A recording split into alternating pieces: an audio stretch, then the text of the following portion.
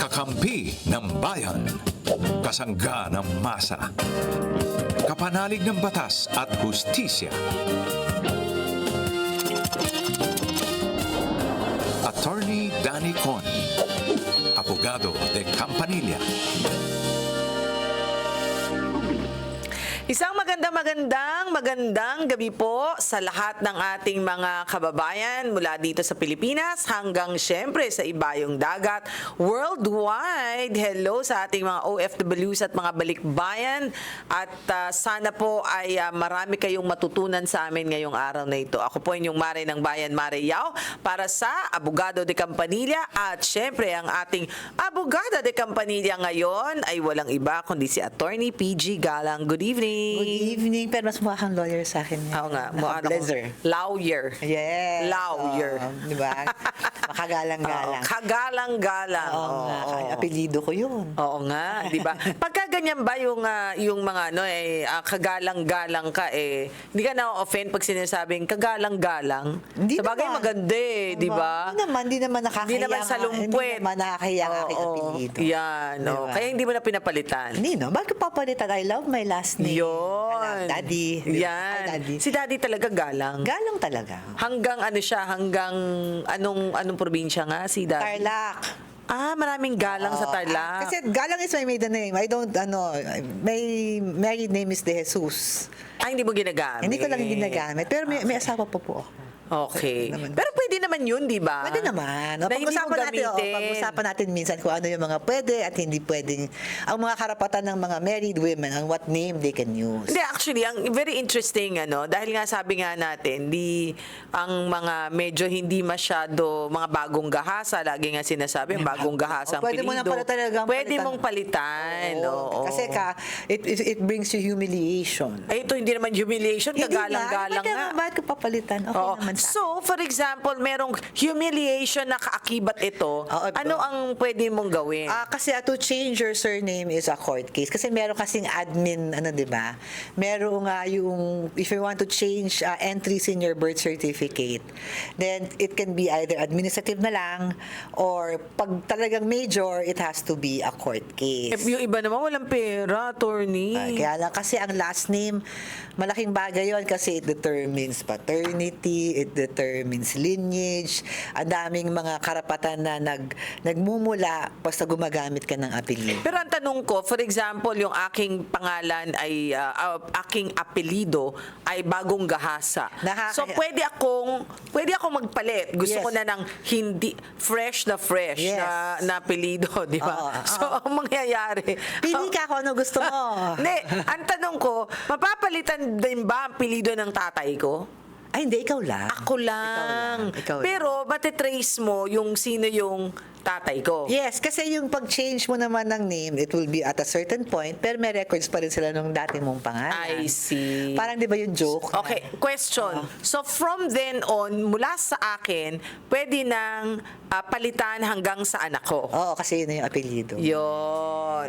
Okay. Ay, maganda yun Kasi lagi ko tinatanong, pwedeng i-change. Pero ano yung sakop ng changes Pero na kung sa hanggang anak saan? mo, kung sa'yo, ang kinukuha ng apelyido ng anak mo yung sa tatay. May point ka dyan. So, kasi bakit lalaki. lalaki? Oo nga naman. You get your last name So, pag from your babae ka, hayaan mo na lang.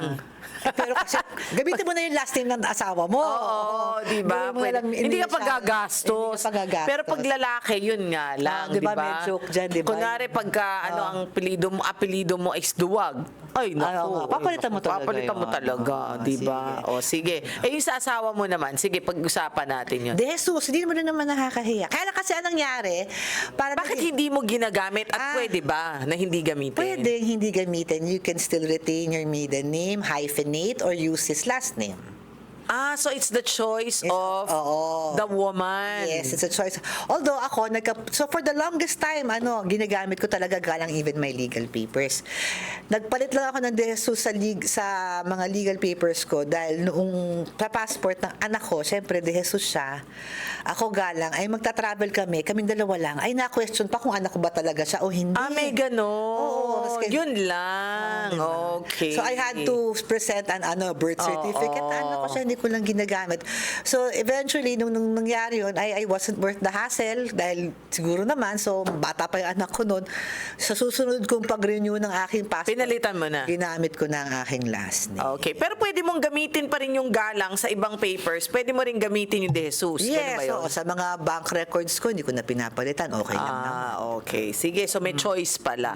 Okay, eto na ang mga numerong pwede ninyong tawagan. Sa Globe, sa mga gustong mag-text sa amin, may mga problema, it's 0954-3100331. And for Smart, it's 0967-770-8807. Okay, there you have it. Tawag na po't Pwede rin pala mag-text sa na. Facebook Messenger. Yes, of Hindi ko nakakalimutan course. sabihin yun. Oo, pwede silang mag-text, ano? Pwede silang para kasi ano na yun siya, messaging app na yun sa'yo. At saka kung gusto nyong makausap si Attorney PG or si Attorney Danny Concepcion, pwede kayong mag-request na kaming tumawag sa inyo. Pwede ba yun? Pwede. Sige, sige. Tatawagan natin sila, tapos sila yung magiging caller natin sa ating episode. During the episode. Oo nga naman. Yes. Sige, eto na. Si Rico ng Quezon City, siya ay 38 years old. Ako po ay isang authorized real estate agent at nakapag-close kami ng property transaction sa Quezon City. Kasama ang isa ko pang kapwa ahente. Sa araw ng signing, binayaran po kami ng 1,000 na komisyon. 1 million. Ang laki. Oo nga. Saan yan, friend? Oo nga, 1 million. Pakikikomisyon. Okay. Sa pamamagitan ng pay to cash na check na in-issue ng buyer. Matapos i-deposito, pinastop payment po ng check ng buyer nang walang valid o legal na dahilan. Bakit? Ang 1 million na ito ay bahagi ng kabuang kontrata price na 33 million pesos at nakatanggap na po ang kanyang bayad Ng kanyang ng bayad ang seller sa pamamagitan naman ng manager's check. Bagamat nakapangalan sa seller ang acknowledgement receipt, malinaw po na ang buyer ang issuer ng check para sa aming komisyon. Sa kasalukuyan, hindi na po nakikipag-ugnayan ang buyer at tumanggi rin ang seller na magbayad at sinabing hiwalay na ang pagbabayad ng komisyon. Nako, ano po ang angkop na legal na hakbang na maaari namin gawin upang masingil ang hindi nabayarang komisyon? Ay, ito'y napakasad, ha? Oo nga, bakit ano to? Okay, so meron kaya silang kontrata about their commission? Baka minsan kasi salita lang yan. Ang tanong ko, hawak niya kasi yung cheque Pero na pay to cash. na in-issue for the seller na to. Kasi usually ganyan yung kunyari ang mag-i-issue ka ng manager's check kasi kung bumibili ka ng property, cash siya, hindi yung utang sa bangko or whatever. Pag property, ang hihingin usually ng seller, di ba, imbis na personal check, manager's check. So, Correct. kung ikaw naman, magpapa-issue ka ng manager's check to the Person. seller. Oo. To the seller. So, ang usual na kung sino ba ang merong responsibilidad na magbayad ng komisyon. Pero dito sa kanyang storya, ang sinasabi niya kasi, Unusual kaya, na. It's the buyer who will actually, ang hinihinga niya ng Komisyon, oo. Di ba usually it's the seller? yes, usually the seller. Kasi sila yung mababayaran eh. Correct. Pero siguro naging usapan nila, o sige, pag nagbayad sa akin yung buyer, sa iyo yung 1 million, sa akin tong buo. Kaya Kumbaga, hiniwalay. kaya hindi niya withhold yung, Oo. yung isang Kaya yung 1 million, binigay na lang diretso sa kanila, binigay sa kanya yung 33 million. Pero, pwede ba yun na stop payment mo yun? Nahawak na yung cheque, pwede niyang demanda yun, di ba? Actually, okay, maganda tanong yan. Kasi pag BP22, di ba, ibig sabihin, pinastop payment, dineposito ba niya o hindi? Pangalawa, kung na-deposito na niya, they usually magbabounce yan dahil may stop payment, di ba? Oo. Is it automatic na it is considered BP22 if it's a Yes. stop payment? No, not necessarily. Oh, so what happens? It's automatic pag if it's the if, 'di ba? Denied because of due to insufficiency of funds, 'di ba? Pero kung if it's a stop payment, if the stop payment is for valid reasons, 'di ba? And the amount and yung account naman na pinanggagalingan ng cheque ay is enough to pay for the kung hindi niya pinastop payment. Kasi usually magpapastop payment ka thinking na baka hindi ka mag-BP22 pero yun pala, pag makikita mo, yung laman pala ng account mo, walang laman eh. So kunyari, kung ang laman ng account 2 million, tapos pinastop niya 1 million, tapos meron siyang valid reason for stop payment, it's not going to be BP22. Okay. But a civil liability. So tatanong ko, medyo naguguluhan ako sa kanilang arrangement. So maybe we need more information on this one. Pero usually kasi sa normal circumstances is that it's the seller who answers for the gives the commission. Kasi commission. that's natural because sila yung magkakaroon ng pera, sila yung babayaran. And usually, kung ikaw ay agent, nahihiwalay mo na yun. So, hindi ko alam kung bakit dumiretso na yung 1 million partial. Kung 33 million na ba sa Kreba, mga 3% ata ang norma. Usually, pag ikaw ay totoong agent, meaning ikaw ay lisensyadong sabi ahente, niya, mga 3%. 3%. So, 3% of 33. Magaling ako, hindi ako magaling sa math. 3.3 million. Paki-compute. Mga 1 million nga. Oh. Mga konti na lang yung difference. Baka kasi inano na lang, diniscount na lang yon. Oo. Pero ang tanong ko, saan nahahabol ngayon yung agent? Medyo hindi maganda yun, di ba? Word of honor, yung mga ahente, dyan kumikita pagkatapos. Well, if they have a written agreement, rely on your written agreement. What if there's no If there written is no agreement, written agreement, but if text messages? If there is evidence of the promise to you of payment, and as an agent, and if you can prove that you really worked for it, that they wouldn't have known each other otherwise kung hindi dahil sa'yo, then you can validly seek compensation. Unfortunately, since it's 1 million, lampas ka na dun sa Small claims. Oo, mag-civil case ka na. Pero ang tanong ko, sino ang kanyang babalingan? Yung seller? Normally, o yung it's the buyer? seller Normally, it's the seller who is liable for commission, if ever. So- Unless there is an agreement otherwise. Kasi dito, buyer ang sinisingil niya. Oo. Or parang sinasabi niya, I think it's the seller, actually, it's the seller who is the responsible. Kasi ibabawas sa ibabayad dun sa... Oo. Tapos yung buyer sayo, ay nako, malaki na yung binayad ko, bahala ka na sa seller, basta payment ko na yan. Kasi ang nangyari ata siguro 33 million yung buong contract price. Oo. Nakapag-issue ng parang tingin ko nakapag-issue ng manager's check ng 33 million na walang bawas dun sa 1. Yes. Kasi the 1 is kung tutuusin mo is the 1%, the 3% of the 33. Pero yet ang na-issue 33. I think baka kaya pinastop kasi buo yun na ibigay ko sa seller. Hindi, pero sa akin, bago naman kasi nagkabayaran, I'm sure nagkaharapan muna yan.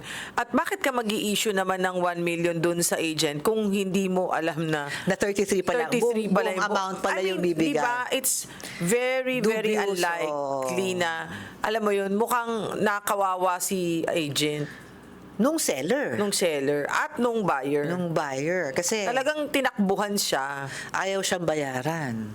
Di ba nakakasad? Actually, it's more of the sellers, dahil parang nakaisa-isa kasi mas madami yung nakuha niyang pera. Correct. As Ang for the tanong- buyer, it doesn't matter to him. He will pay the amount eh. Yeah. Ang tanong ko doon, meron ba silang pwedeng puntahan na organization? Kung kreba yan, Oo, kreba daw pwede siya. siguro kung, Oo. di ba? To help you out, Yes, di ba? oo. Kasi that's bad faith naman. Oo, di ba? Parang Pinagtrabahuhan mo yan di ba? At Oh, mahirap, knowing, ang hirap makabenta ng bahay Hindi, not Magbenta ka nga lang ng Then di not ba? only that, not just to sell it, but yung paperwork involved for the Exactly. transfer is medyo madugo. Kahit ako ayokong tinatanggap. Pagka na medyo malapit na yung sa akin na itatrabahuin ko yan, alam mo, mas maganda, mas sanay ang mga ahente sa mga ganyan. Correct. Kaysa abogado. Mas mapapamahal ka pa sa akin. Correct. O sige, eto naman si Lilibeth ng Antipolo. Siya ay may tanong sa atin. Siya ang ating caller of the day. Hi, Lilibeth ng Antipolo. Kung saan maraming kasoy at suman. Hi, Lilibeth. Choppy, wala tayo. Lilibeth? po. Ayan. Ano naman kung sino naalala ko sa Lilibet? Si Sino? Eddie Garcia. Sige. Diba yun yung kanyang yung My Darling Lilibet. Pagka Wow. nananalo ng award. O, sige. Okay, Lilibeth, naririnig mo kami? Yes po. Okay. Anong tanong kay Attorney PG? Hello po. Ito nga po yung gusto ko sanang itanong sa inyo. Bali po, nung 2024 po, may nangyari lang Ay, po Lilibeth, sa akin. wag mo masyadong idikit yung earpiece sa bibig mo para magkaintindihan tayo. Layo mo ng konti. Okay. Sige, Ayan go. po. Ayan ano nga. Ang galing mo na alam mo na yung mga sanhi. Kasi ng- pagka malapit, ganun yun eh. Ang galing. Oo, Sige, diba? sanay na sanay. Oo. O, Lilibet. Oh, go, Lilibet.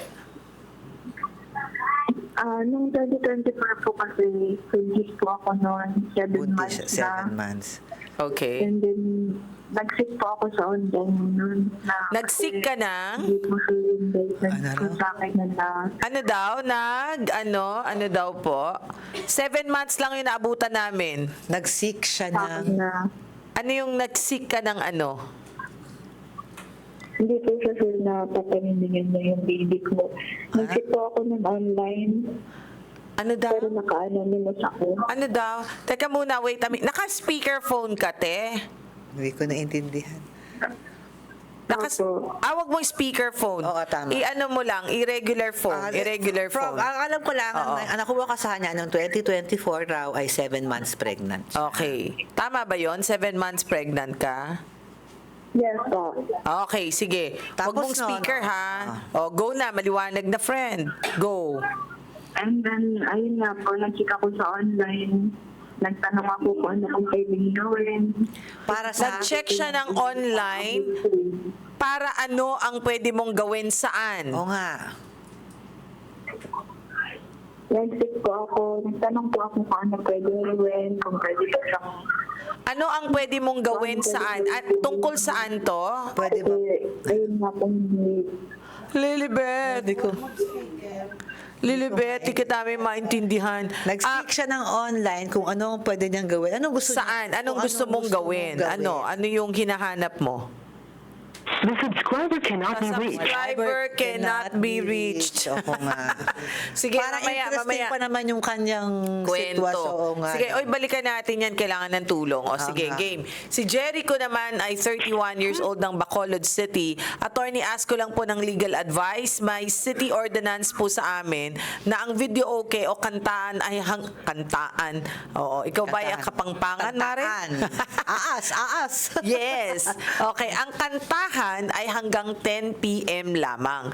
Pero may mga pulis po na hindi sumusunod dito at nagpapatugtog ng malakas hanggang 3 a.m. Pulis pa, Oo di ba? nga eh. Oo nga eh. Sabay pang agawan ng equipment. Abay. Okay. May pwede po ba silang kasuhan o ang legal remedy namin sa ganitong sitwasyon? Ay, pulis pa talaga, friend? O, syempre, Totoo? ang normal is okay. Ang normal na sagot dyan, kung merong ganyan, di ba, sa barangay, di ba, kung nagbabiolate ng ordinance. tapos pulis ba- mismo eh. Ano? So, pag ganyan, kung pulis mismo at kayo may ebidensya na talagang i-record nyo, i-video nyo yan. Na, At ibigay nyo sa sa... pleb, di ba, sa pulis. Yung kay kalinisan. Yes, mga Oo. kapag ang pulis mismo ang nagba-violate, meron naman silang internal na Yes, Oo. Napolcom. Oh, Napolcom sa pleb, o kaya internal IAS ata ang tawag doon. Yes, diba? pwede silang ireklamo doon kasi naalala mo yung anong tawag dito, may isang pulis na nakabanggaan niya that time si MMDA. Ay, oo. Naalala mo, Napolcom din ang naging Napolcom, oo. tumutulong doon. At Napolcom din sila mismo ang tumutuligsa at humuhuli sa mga pulis.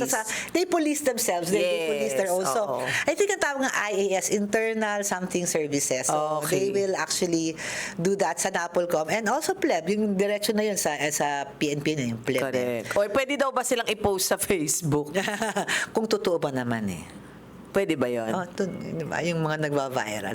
Kung totoo. Pero yun na nga lang, posting, iba ang ng libel sa mga pulis kasi they're doing public service. So technically, it's not a violation of their privacy. Really? Pulis eh.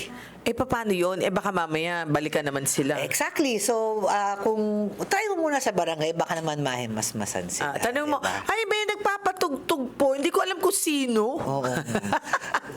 Di ba? Oo nga. Kunwari lang. Pag sabihin na, bala mga kapitbahay nagreklamo sa amin sa IAS, tsaka sabi, hindi kami, sa lakas ng boses nyo, lahat kami dito, hulaan mo na lang kung sino sa amin. Oo nga, Tapos pwedeng tama. anonymous eh. Pwede naman anonymous. Basta meron kang prueba. Yes. Oo, yes. Okay? So, wala yung isa na wala. Oo nga, si Lilibet. Sad. Sayang. Sige, babalikan natin siya, ha? 7 months, meron siyang gustong Okay, sige. Si Arlene naman, siya ay 29 years old ng Quezon City. Ask ko lang po ng advice. May credit card po ako, utang may credit card po akong utang at may nagpunta po dito sa bahay na taga-collections agency. Sinabi ko na po na nag-aantay ako ng reply mula sa bangko sa email nila noong November 12. Nang ipaliwanag ko po ang proposal ko sa pagbabayad, sinabihan agad ako na imposible. Tama po ba na sa bangko na lang ako makipag-usap para maayos ang payment terms? At ano po ang mga legal na rights ko bilang borrower sa ganitong sitwasyon? Credit card utang ito. Usually kasi hiwalay yung credit card division sa bangkong nag-i-issue, di ba? Yes, at saka hiwalay din yung collecting agent. Oh, kasi Merong agents yan kasi usually na makulit. Ina-outsource na ng mga credit Third party. Ina-outsource na ng mga credit card companies ang kanilang collection. Alam ko maliliit lang yung mga utang which is usually for credit cards. Kasi third party, yun na nga yung mga ang trabaho lang ay mga collector. Tsaka alam mo ba na may commission sila? Yes, kasi usually ang ginagawa ng mga credit card agency, yung binabundle na nila lahat ng kanilang mga feeling nila, they will consider it as loss na, di ba? Hindi na nila sisingilin yan. Yung credit card, yung collecting agency, sila mga kolekta ng amount at sila yung may commission doon. Kaya ganun yun na ang lang kailangan. kakulit yung mga... Kasi that's the way they earn. Yes. That's At saka, the way they earn. but, datapot subalit, ngunit, Pag sa BSP kasi, sa Bangko Yes. Sentral ng Pilipinas and even sa DTI, pinagbabawal ang tinatawag na mercenary collecting practices. anong ibig sabihin? Ayan, if it's borders on harassment, pamamahiya or posting on Facebook, or yan, yung parang stalking, pinupuntahan kayo sa bahay. Bawal yan. Bawal yan because that is pwedeng ireklamo yan sa Bangko Sentral at sa DTI kasi bawal ang mercenary collecting practices. Yes. It can be hefty fines or even kung sumobra, at lalo na kung sumobra-sobra yan, pwede pa yung criminal action. Okay. So, saan siya pwede magreklamo again? BSP or BSP? DTI. DTI? Yun lang. May DTI pala yun? Oh, minsan. Kasi yung iba yung mga, let's say, yung utang mo sa mga kumpanya na mangongolekta tapos nun ganyan. Okay. Mercenary. So, pwede ba siyang makipag-usap na lang daw sa bangko? Actually, yung sa bangko, Para yung terms of payment niya, mas alam mo, pwede yun. Pwede yun. Pero baka mali yung nasulatan mo. Maybe best to call. Kasi di ba, The Credit and Collection Department of the bank. Oo, usually. Tapos para mag-guide ka, hindi lang yung email. Kasi alam mo sa dami ng mga nare-receive ng email, ibabato rin nila yan sa credit and collection. At sa dami yung may ganyang problema, Yeah. baka nababaon lang yan sa... So, better go to the main office and ask for it, and you say that you have an intention of paying it Oo, kasi naman. mukhang gusto naman niyang Ang usually naman na ginagawa nila dyan, ilalagyan nila ng installment, parang tapos may ititigil, interest. oo, oo. Ititigil lang yung interest. Ititigil lang yung interest on the credit card. And then, Yes. from then on, wala na yung credit card mo. Tapos kung ano man yung natitira, pag-uusapan nyo. And what's the Yes. best scheme that's... But, ang pagkakaalam ko at maraming experience na ganyan, di ba? Bina-blacklist ka. Oo, kasi that Hindi is... ka na magkakaroon ng credit card dun sa iba kasi forever nandun. Ngayon, kung nabayaran mo yun, kukuha ka lang ng certification. Naililift yung blacklist. Hindi nalilift yun. Nandun ka Forever nandun yun. O baka yung kunya kumuha kayo, mas maliit ang credit limit mo na ibibigay sa'yo. Minsan hindi ka nila binibigyan because of that. And sometimes, even if you pay, tapos na, nabayaran mo na, hindi niya tatanggalin yun. That is if you apply. Pero ngayon, ang dami pa rin mga bangkong talagang gusto kang kumuha ng credit card. Oo, pero yun nga, ang nakita ko, alam mo, in-investigate ko kasi yan. Oo. Na-investigate ko yan na nakikita ko na hindi nila tatanggalin yun. Tapos kahit kumuha ka ng ang minsan pa, bangko ang may mali Anong bangkong may... Ayokong magsalita. Mamaya, i-explokan kita. Ako dyan. Oo. Pero alam mo, like ito, yung isang pinakasikat na wallet ng ating Yes. yung e-wallet natin. Di ba pwede ka mag-request ng card? Yes. And pag naka-receive mo yung card mo, it is actually connected to one of the top 2 na Banking. Oo, na yung about credit card. So parang, pati yun nga lang, pag ganun kasi may limit dahil kung ano lang yung laman ng iyong card. Oo, tama. It's technically not utang but dinadaan lang sa sistema ng credit card yun. Oo. Maraming marketing talaga na pwedeng mangyari. Pero pagka utang, talagang masakit sa ulo.